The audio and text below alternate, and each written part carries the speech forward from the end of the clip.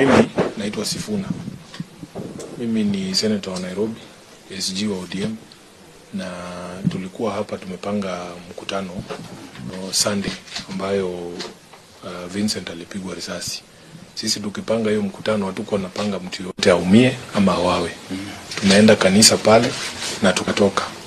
Wakati ambapo tunafanya huo mkutano wetu, for no reason at all, tukaona polisi wametupa tear gas. Na kwa sababu ile mvurugano ilikuwepo pale, pia vijana wakaanza kurushia polisi mawe, na sisi tukamaliza mkutano wetu tukaenda. So tunaambiwa, I don't know what specific moment huyu kijana alipigwa risasi, kwa sababu report ambazo tulikuwa tunasikia ni kwamba Vincent hata hakukuwa kwa hiyo mkutano, yeye alikuwa ametoka job.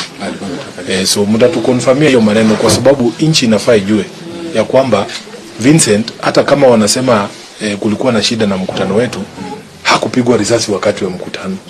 Alipigwa risasi baada ya mkutano imeisha. Unaona? Na sisi nia yetu ni kuzungumza na wananchi. Hatuna shida na mtu yeyote. Hatutarajii kwamba mtu yeyote ataumia ama apoteze maisha yake katika hii mkutano. Ni mkutano ya kuongea tu.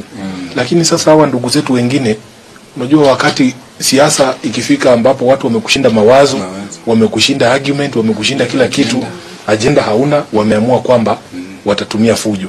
Hata juzi tumeenda Kakamega bila any provocation, polisi wanaamua watupe tear gas kwa mkutano wetu.